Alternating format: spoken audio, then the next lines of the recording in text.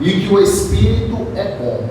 Ou seja, eles diziam que não tinha como Jesus ser Deus, já que ele estava na matéria. Ou seja, então aquele Jesus tinha que ser totalmente Espírito. Ele não podia nem sequer tocar nessa terra, porque a terra também é matéria, então a terra também seria impura. E que o objetivo de todo homem é evoluir. Isso aqui era a visão dos gnósticos. Que a função do homem era sempre evoluir para chegar à perfeição de um espírito de luz evoluído. Então, eles começam a combater, aí no caso eles atacam a igreja. Então eles trouxeram a ideia, de fato trouxeram a ideia de que Jesus na verdade era um espírito. Ele não era um ser que veio em carne. Ora, se Jesus era um ser que não veio em carne, consequentemente o sacrifício dele é nulo. Ou seja, a seita dos gnósticos era anular o sacrifício de Jesus, porque era necessário que Jesus viesse em carne, sofresse tudo que teve que sofrer e padecer, teve que ter as mesmas tentações, as mesmas lutas que nós tivemos. Como a própria palavra diz, que Ele nos entende, Ele intercede por nós, porque passou pelas nossas aflições sem cometer pecado. Então, esse mesmo Jesus era a estratégia dos gnósticos, a estratégia de Satanás, de atacar a igreja. Então, muitos irmãos estavam ouvindo aquilo, e eles estavam já naquele momento entrando em crise pelo falso conhecimento que esses gnósticos traziam, usando até a própria palavra de Deus para enganar a igreja de Jesus Cristo. Então Deus levanta o apóstolo João. E como é que João começa o livro? No princípio era o Verbo, porque eles diziam que Jesus, os gnósticos diziam que Jesus não era Deus, era um espírito evoluído. João já entra pancando.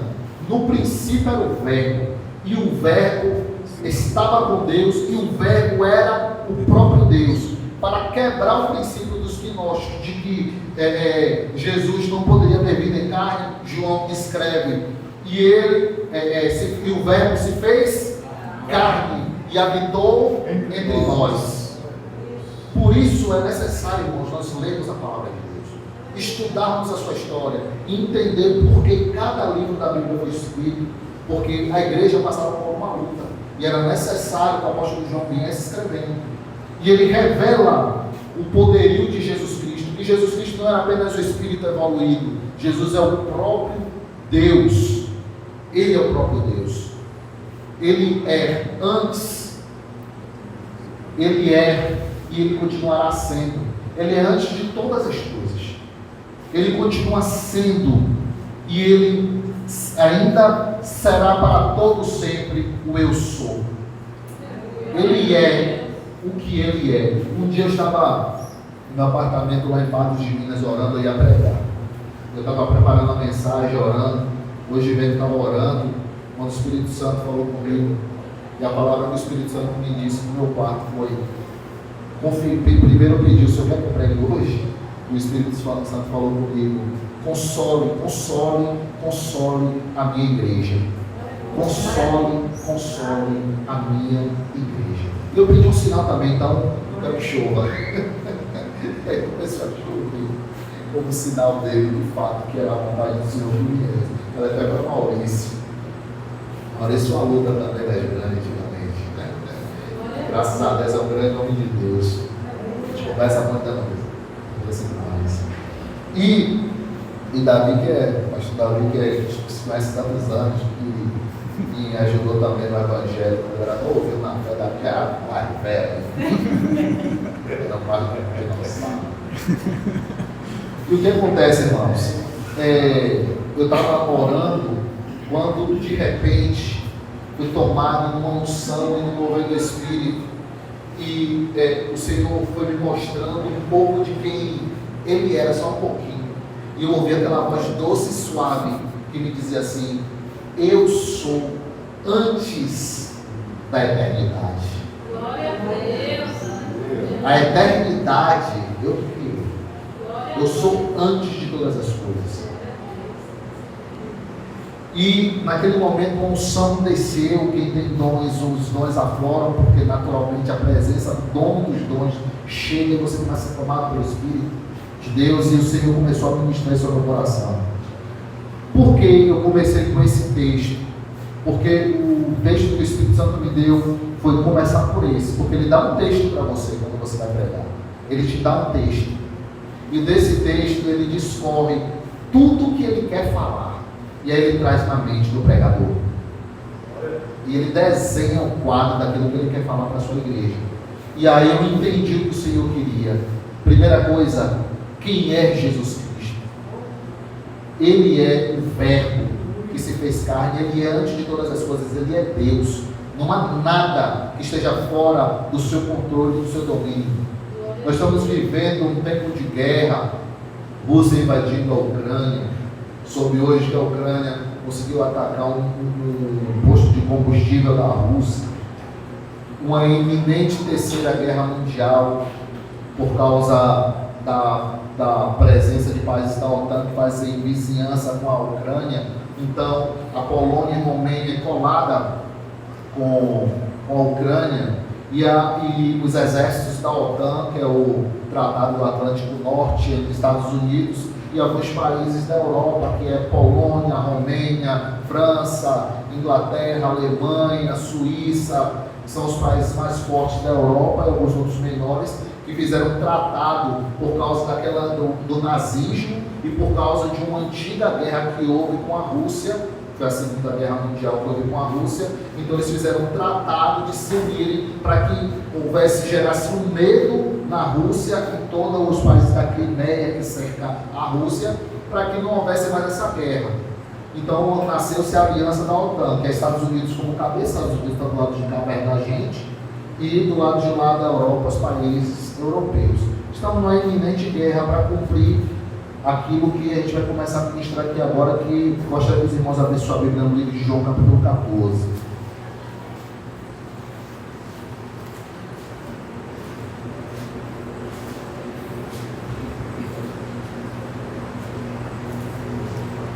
Quem achou, diga amém. Amém. Amém. Espera você, professor. Nossa, lá foi da hora.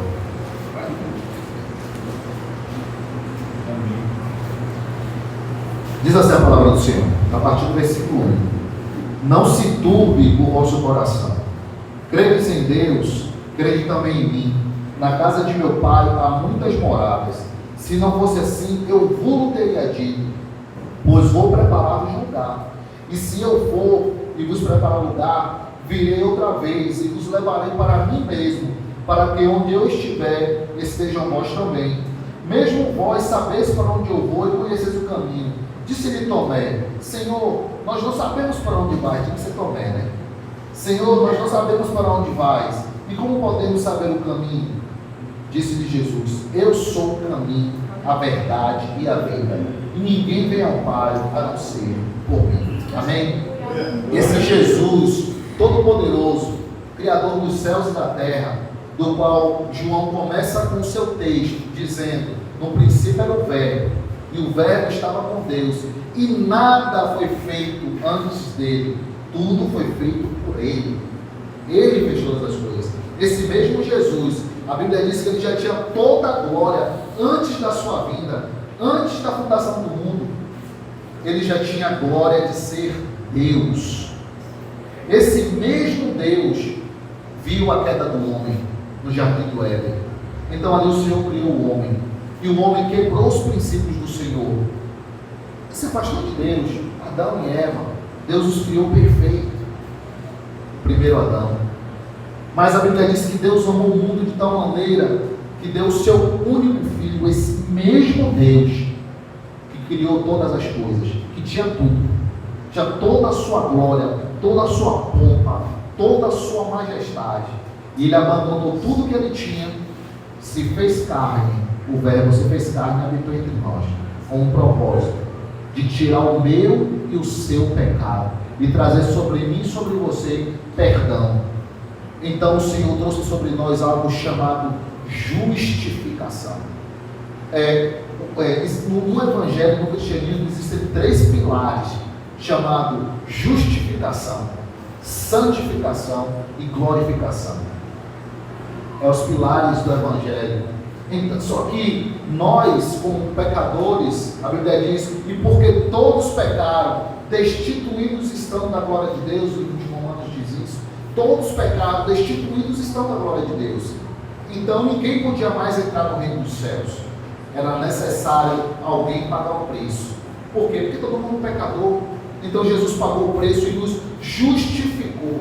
Mas o ato de nos justificar, o preço que ele pagou, agora, e essa justificação quer dizer, eu tinha uma dívida imensa,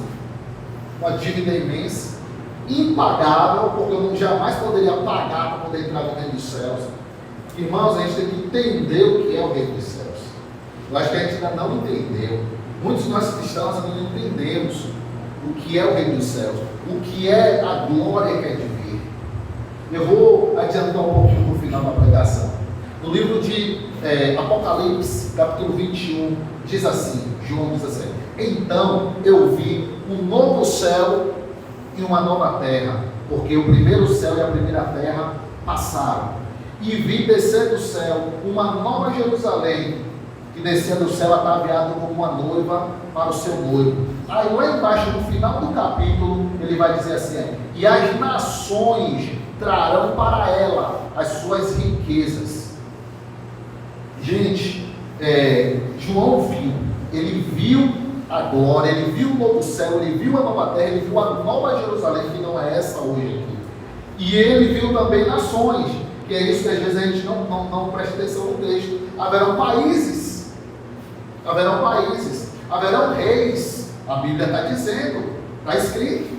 Vamos lá rapidinho? Apocalipse, só para a gente ver o texto. Apocalipse, capítulo 21.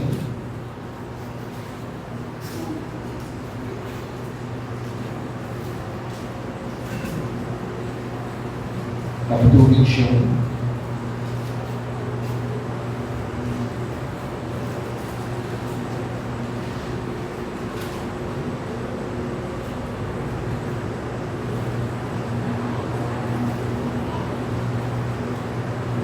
Deixa eu achar o versículo.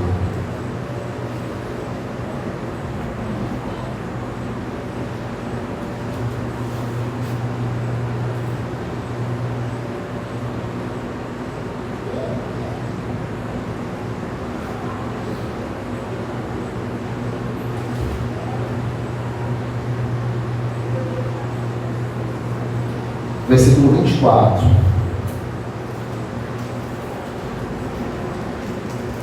Versículo 24, capítulo 21, versículo 24, diz assim: e as nações andarão à sua luz, e os reis da terra trarão para ela a sua glória e honra, e as suas portas não se fecharão de dia, porque ali não haverá noite. Isso aqui não está falando dessa terra aqui, não está falando disso aqui que a gente está vivendo. Não, está falando do novo céu e da nova terra. Por quê? Porque todos nós receberemos de galardão. Há uma diferença entre salvação e galardão. Salvação você recebe em Cristo por você aceitá-lo. Galardão você recebe a partir daquilo que você faz com o Senhor. Porque a salvação não necessita de você algo. Porque é a graça e a misericórdia do Senhor. Claro, todo aquele que é salvo em Jesus Cristo, que aceitou a Jesus Cristo, que Jesus Cristo o chamou, é necessário que ele viva no segundo pilar da salvação, do cristianismo, que é a santificação. Ou seja, todo aquele que é justificado por Cristo, naturalmente ele corre para a santificação. Na santificação ela é unilateral. Eu contribuo com Cristo, eu contribuo com Ele, Ele opera em mim e eu também tenho que contribuir com Ele, obedecendo a sua palavra e caminhando em sua palavra. Então, que esse é o segundo passo. Às vezes algumas pessoas confundem santificação com justificação e santificação com glorificação. As pessoas confundem isso. E muitas vezes há muitos irmãos que se desviam da igreja porque cometeram um pecado e dizem: eu nunca me converti. Porque eles acham que eles já estão glorificados. Eles acham que eles já estão no corpo celeste. Você só não vai pecar nunca mais na sua vida quando você estiver no corpo glorificado, o corpo que Jesus tem hoje. Porque quando Jesus ele morreu, era necessário que quando ele ressuscitasse, ele diz quando aquela Maria vai até ele, né? Quando ele ressuscita, Maria chorando, clama a ele, e Jesus não resiste ao clamor dela e vem até ela antes de subir para o Pai. Só que era necessário ele primeiro ir para o Pai. Mas ele não suportou a dor da sua igreja e dos primeiros da sua igreja. E ele diz: não me toque, porque primeiro precisa servir ao Pai. Então ele vai e volta com o corpo glorificado. O que o corpo glorificado faz? Para começar com alguém, não lembro quem foi, não sei se foi com o Maurício. Eu pergunto: o que o corpo glorificado faz? O corpo glorificado passa pelas paredes. O que acontece? Um dia Jesus estava reunido com seus apóstolos. Na verdade, os apóstolos estavam reunidos, porque quando Jesus encontrou Maria, Jesus disse assim para Maria: vá, fale com Pedro e os outros para se reunirem, e eu vou encontrar com eles. Então a Bíblia diz que eles estavam todos reunidos, inclusive Tomé. Depois foi na segunda reunião, porque quando o pessoal chegou contando para ele que eles viram Jesus, ele não acreditou. Então estavam todos reunidos e de repente, tudo fechado, tudo trancado, e Jesus consegue entrar. Como? Pelas paredes. E quando ele entra, ele pergunta a Tomé: toque aqui na minha mão, porque Tomé disse: eu só acredito se eu ver as feridas da sua mão, dos seus pés, e eu tocar, e no seu lado eu tocar. E ele chega para Tomé e diz: pode tocar, Tomé, toque. Aí Tomé se prostra, se arrepende do seu pecado, porque parece que Jesus queria. Então, que o objetivo de Jesus é esse: o arrependimento, nos trazer o arrependimento, nos trazer para a sua presença, para que a gente o sirva da melhor forma possível. Então, às vezes a gente confunde a questão da glorificação. Jesus é o único ser que está lá no céu, que tem o corpo glorificado, e é um ser totalmente diferente de todos os outros seres que existem no céu, porque ele tem um corpo. Ele antes era só espírito, dá para entender isso? Ele era só espírito. E ele veio e se fez carne, porque ele é espírito. E ao vir aquele mesmo corpo que ele tinha, porque assim que a Bíblia diz, no João capítulo 24, que primeiro os mortos ressuscitarão, quando Jesus voltar no arrebatamento. Primeiro os mortos ressuscitarão e receberão um corpo glorificado. E aqueles que estiveram vivos serão arrebatados e receberão um corpo glorificado. É esse corpo sendo glorificado, se tornando em uma outra matéria, uma matéria que suporta a glória de Deus, uma matéria que suporta entrar no novo céu e na nova terra. Por isso, quando você ficar pensando: poxa Deus, como que eu tão falho? Quando você for glorificado, tudo isso acabará, irmão. Glória a Deus. Todo esse sofrimento, toda essa dor, e então você virá para esse lugar aqui que a Bíblia está dizendo: o novo céu e a nova terra. Não haverá mais dor, não haverá mais choro, não haverá mais tristeza, não haverá aquela tentação do pecado, não haverá aquele desespero na sua mente, não haverá mais coisas que te afastem de Deus, não haverá mais doença, tumores. Acabou, irmãos, aquela preocupação: eu vou ficar doente. Acabou. É um novo céu e uma nova terra. Mas há uma caminhada até lá, porque esse é exatamente o propósito dessa pregação. É uma caminhada. Esse Jesus que fez essa promessa, não se turbe, não se perturbe o seu coração. Se você crê em Deus, crê também em mim. Na casa de meu Pai há muitas moradas. E eu jamais teria dito que se eu for, eu vou voltar de novo. E quando eu voltar, eu vou para lá e vou preparar um lugar.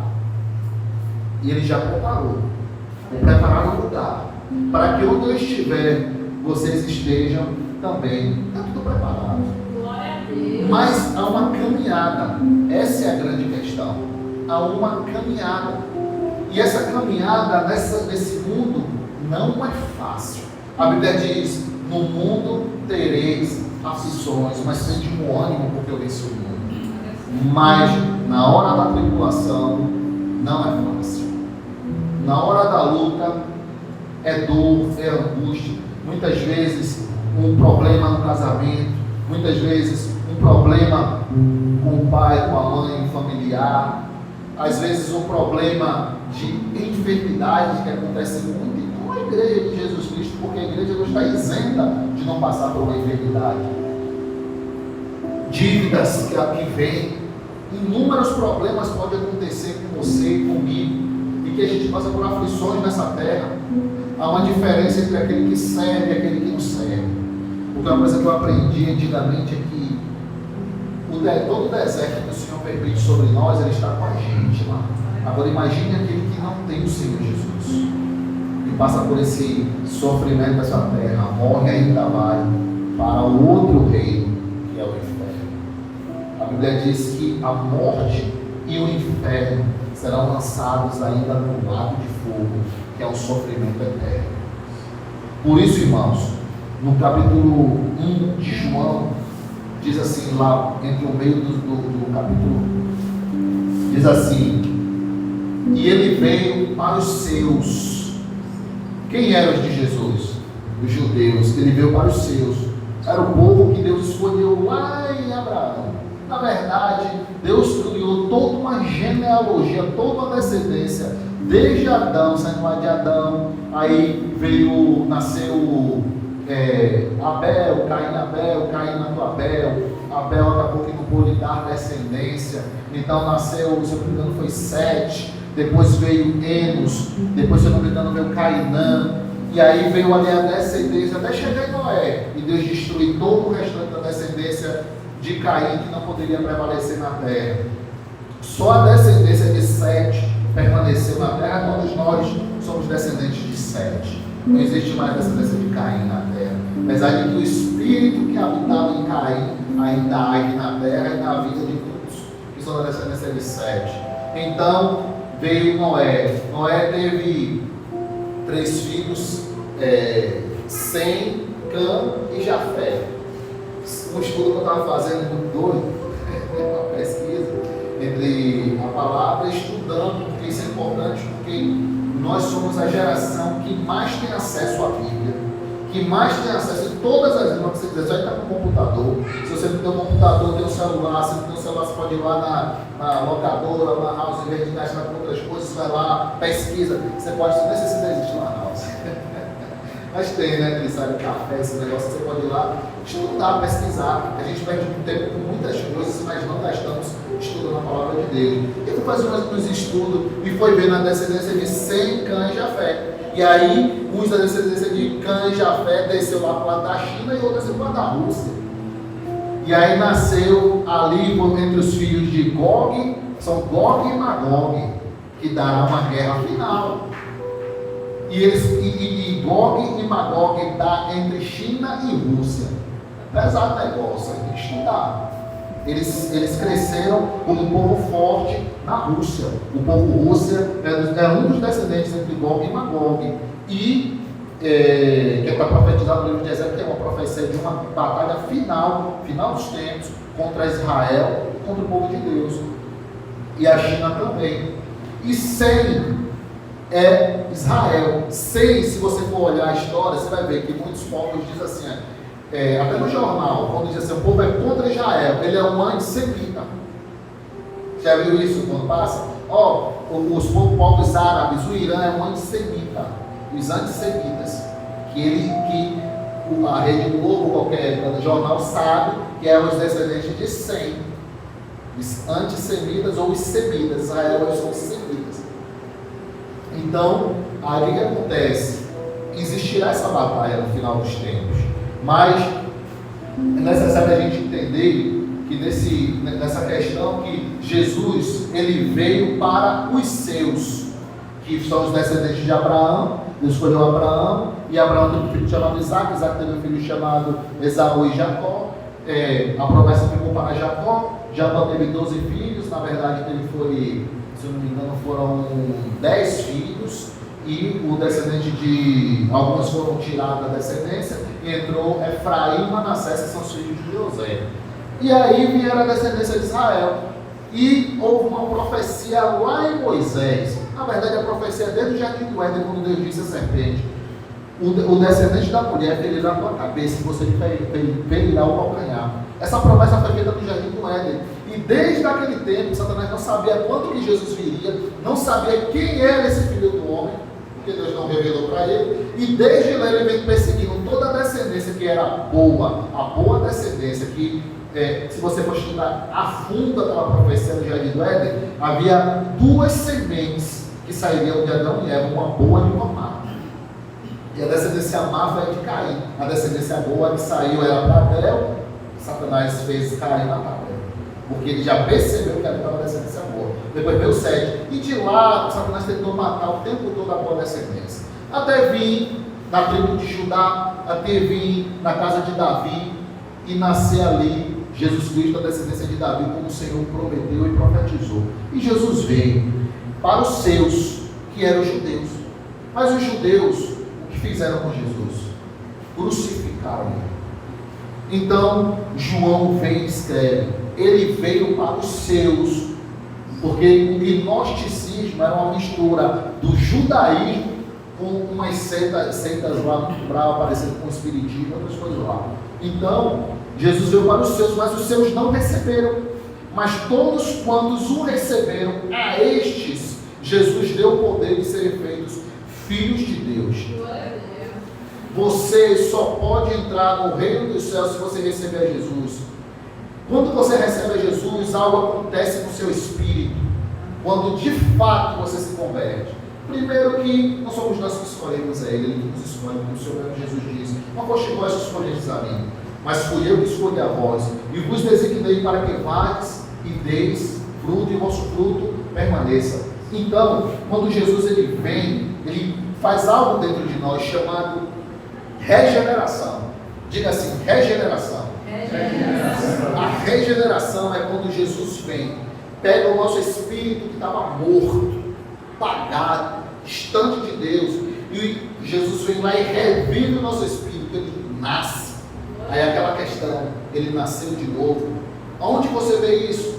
Nicodemos, procurando Jesus de madrugada, escondido. Esse Nicodemos era um dos principais,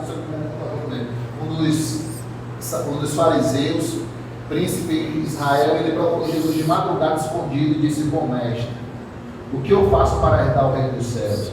E Jesus diz: é necessário que você venha nascer de novo. E ele diz: tornarei eu a voltar para o ventre da minha mãe? Jesus diz: eu estou falando das coisas da terra, você está entendendo, mas não estou falando dos céus. Ninguém pode falar das coisas dos céus, senão aquele que desceu do céu, senão aquele que estava lá, que criou todas as coisas. Então, é necessário que você venha nascer da água, batismo, e do Espírito.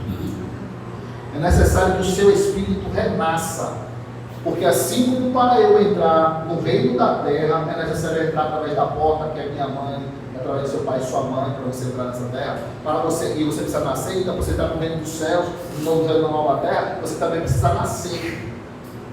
E para você nascer, é necessário que o Espírito de Deus, enviado por Cristo, que está aqui em João capítulo 14, que Jesus diz assim, eu não vos deixarei órfãos, eu rogarei ao Pai, Ele enviará o Consolador, o Espírito de verdade, ou o Espírito da verdade, que o mundo não pode receber, porque não o vê e nem o conhece, mas vós o conheceis, porque Ele habita convosco e estará em vós. Ele estava falando com os seus discípulos, porque Jesus ainda não tinha subido, então o Espírito Santo não podia ainda entrar neles, porque tudo de Deus é coordenado e tem princípios. Então, quando Jesus completou a sua obra na terra e subiu, era necessário que na pessoa do Espírito Santo, Jesus continuasse a obra dele aqui na terra. Então, quando eu recebo a Jesus, o Espírito de Deus entra dentro de mim, regenera o meu espírito, agora eu sou uma nova criatura, uma nova criação. Aí quando você está diante do pecado, seu coração treme, você quer lutar contra ele, você quer renunciar a ele. Por mais que você pode cair, mas o Senhor te levanta. Você começa a odiar as coisas desse mundo. Isso é natural, porque é um agir do Espírito. É natural do homem recriado. O temor a Deus, o temor às coisas de Deus, é a ação do homem recriado, do homem que nasceu de novo, foi regenerado. O homem regenerado, ele tem vontade de ler a Bíblia, ele não sabe nem porquê.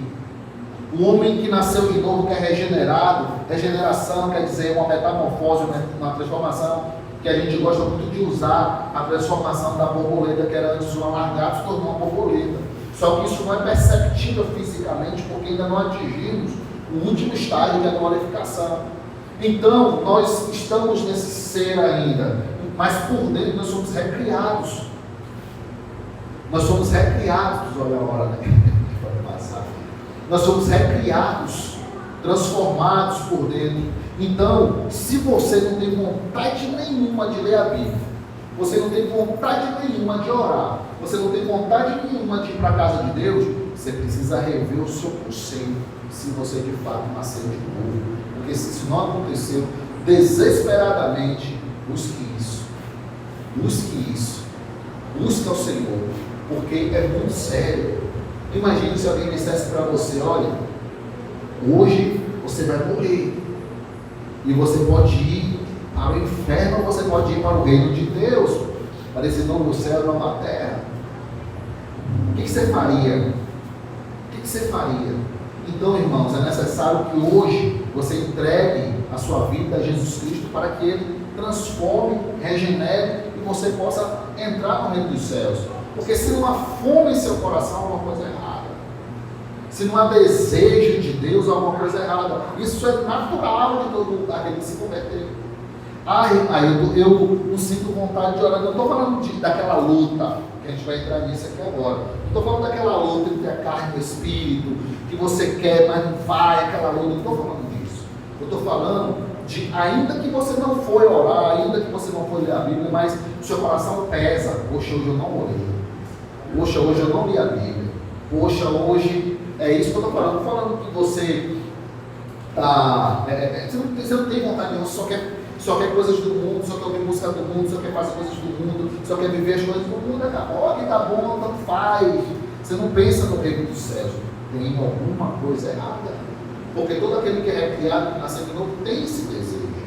Então, nós entramos nesse outro processo, por quê? Porque Jesus que é Deus, que é o princípio da pregação, Jesus é Deus, Criador de todas as coisas. Esse Senhor veio à terra para morrer por nós. Esse Senhor que pagou o preço por causa que eu e você somos pecadores, nos fez também uma promessa. Ele não só morreu por nós, porque se Ele morresse por nós, não simplesmente e não fizesse a promessa, a gente ficaria talvez num algum plano aí que eu sei que não dá, a gente não podia ir para o inferno porque a gente foi justificado, mas também a gente não podia entrar no reino dos céus. Ele não só morreu e pagou o preço e nos livrou do inferno, Ele ainda preparou um lugar para a gente habitar. Ele ainda preparou um lugar para a gente morar. E eu vou dizer uma coisa para você: você é indigno, eu sou indigno, nós não merecemos isso. Foi o amor, a misericórdia, a graça dele. Você acha que você merece? Não merece, nós não merecemos. Não merecemos. É a misericórdia, a graça, o amor dele por cada um de nós.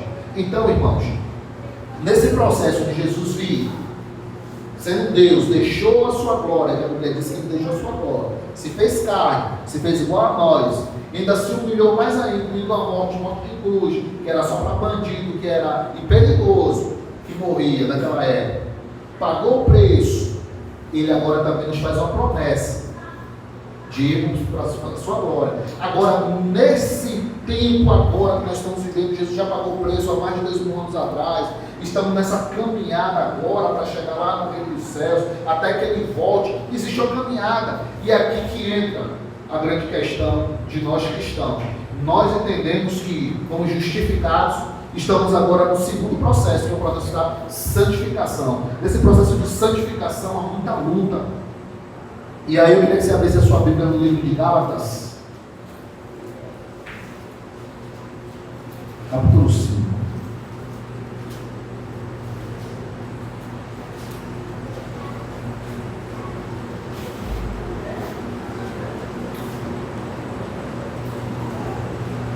A partir do versículo 16.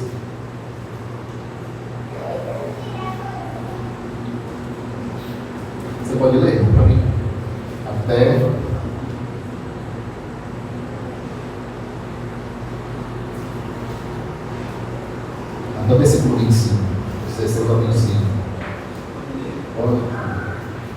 Diz assim: digo, porém, andai em espírito, e não cumprirei a concupiscência da carne, porque a carne cobiça contra o espírito contra a carne, e estes opõem-se um ao outro, para que não façais o que quereis. Mas, se sois guiados pelo Espírito, não estáis debaixo da lei, porque as obras da carne são manifestas, quais são prostituição, impureza, lascívia, idolatria, feitiçaria, inimizades, porfias, emulações, iras, pelejas, dissensões, heresias, invejas, homicídios, bebedices, glutonarias e coisas semelhantes a essas, acerca das quais vos declaro, como já antes vos disse, que os que cometem tais coisas não herdarão o reino de Deus. Mas o fruto do Espírito é caridade, gozo, paz, longanimidade, benignidade, bondade, fé, mansidão, temperança ou domínio próprio. Contra essas coisas não há lei. E os que são de Cristo crucificaram a carne com as suas paixões e concupiscências. Se vivemos no Espírito, andemos também no Espírito. Irmãos, é necessário a gente entender aqui, ó. Tem todo um histórico também do porquê a carta aos Gálatas foi escrita com muito desses detalhes.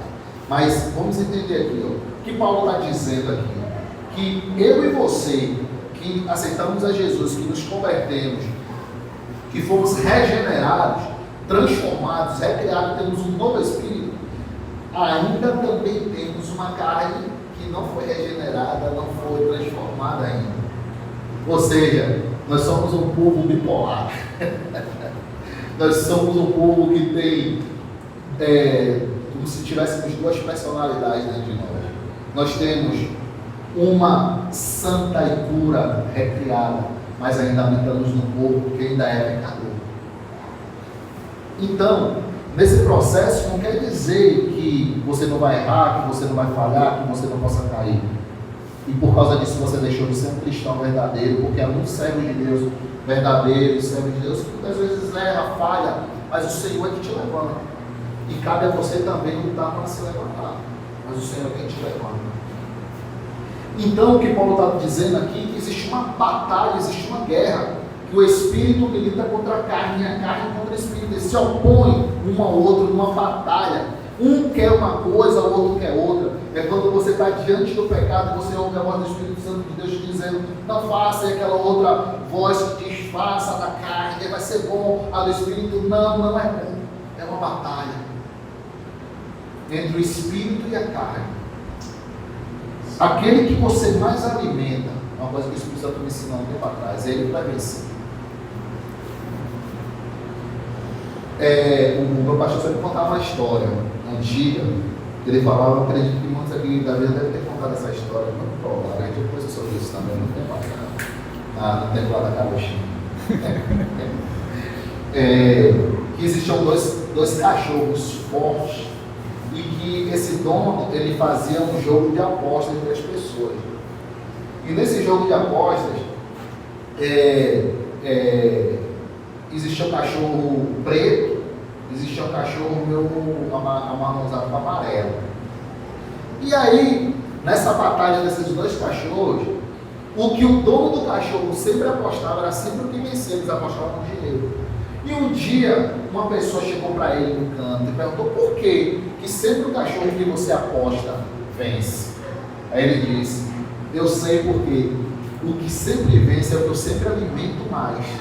Então ele sempre vai vencer. Essa é a estratégia dele.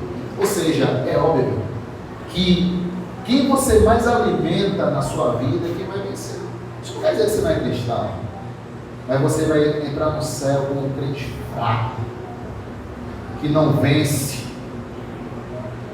Precisamos tirar tempo para orar, para ler a palavra, para meditar, para jejuar. Irmãos, é fundamental grupos que os irmãos separem, os irmãos piedosos, homens de Deus, mulheres de Deus, se reúnam.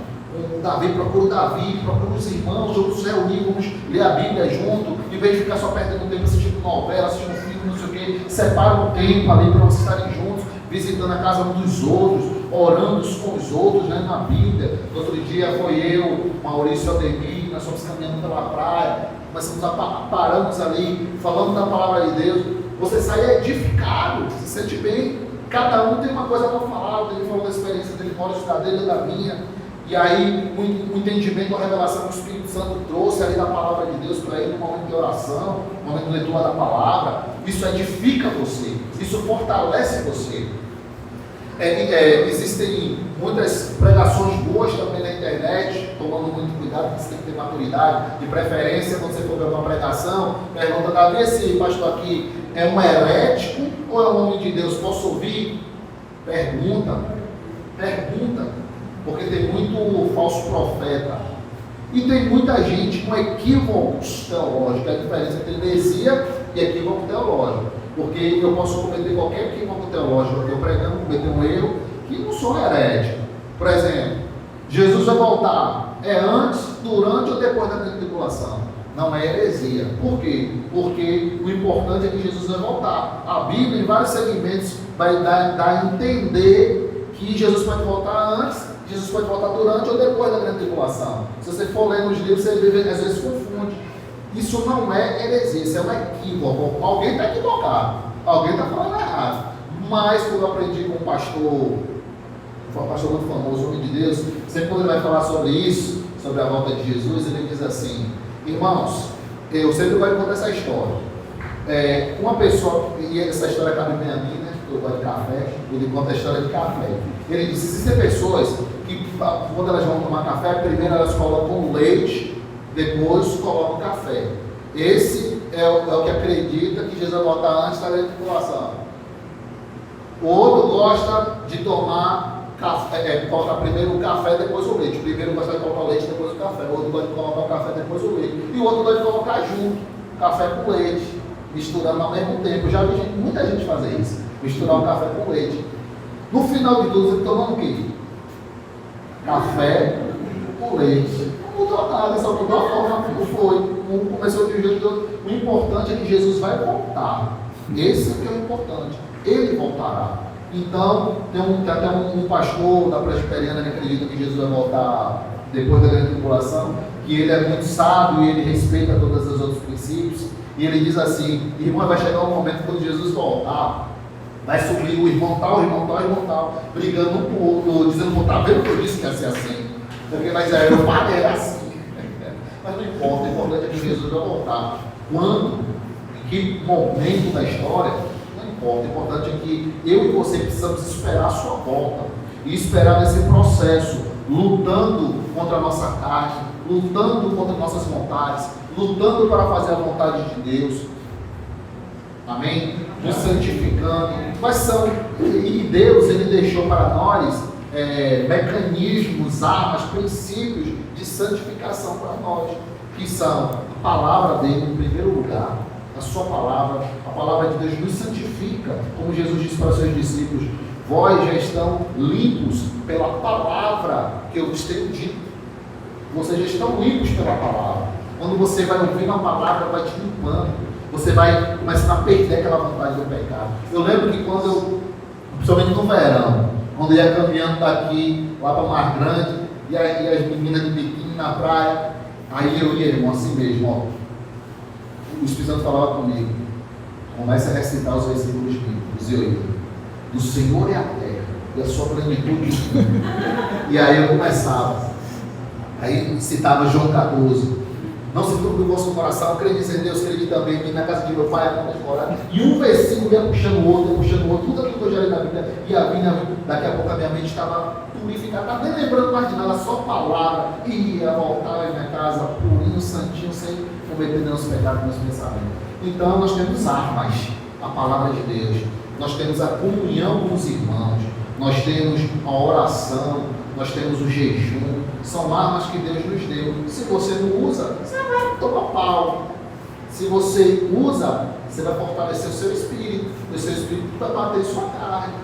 Se você gasta mais tempo fazendo outras coisas, como assistindo filmes, assistindo jogos, fazendo qualquer outra coisa, claro que, não que essas coisas são ruins, eu estou falando de coisas lícitas, são coisas boas. Você pode assistir um futebol, pode assistir um filme, pode fazer o que você quiser, mas sempre tem o seu tempo de buscar a Deus, porque aí você estará forte e firme. O Senhor ministrou no coração hoje: consolai a minha igreja, console ela. Essas são palavras de consolo que revelam que Jesus Cristo te ama, que Ele me ama, que Ele perdoa os seus pecados, que Ele te purifica, que Ele te santifica. A Bíblia diz no livro de Colossenses que Ele se fez a nossa santificação. A sua santificação, por mais que você lute para se santificar, a sua santificação é feita por Cristo. E você contribui com Cristo na santificação. Então precisamos caminhar junto com Ele. Então Ele te ama, Ele me ama, Ele deixou a sua glória e morreu em nosso lugar. Deixou tudo. Mas a Bíblia diz que quando Ele ressuscitou, no livro, se eu não me engano, de Mateus capítulo 28, e Ele está com seus discípulos ali reunidos, Ele diz assim: agora é-me dado todo o poder nos céus e na terra. E a Bíblia diz que a este Jesus foi dado um nome que está acima de todo o nome. E para que o nome de Jesus todo o joelho se dobre e toda língua confesse que Ele é o Senhor. Ele é totalmente diferente. Ele é um ser que tem um corpo glorificado e que habita no céu. A destra de seu Pai, do qual Ele mais exaltou o seu Pai, e o seu Pai o honrou. Amém? E o Espírito está aqui conosco. Amém? Nos ajudando nas nossas fraquezas. A Bíblia diz que o Espírito Santo é o nosso consolador, é o nosso ajudador. É Ele quem nos guia em toda a verdade. Amém? Ande com Ele, caminhe com Ele, e que o Senhor te abençoe grandemente.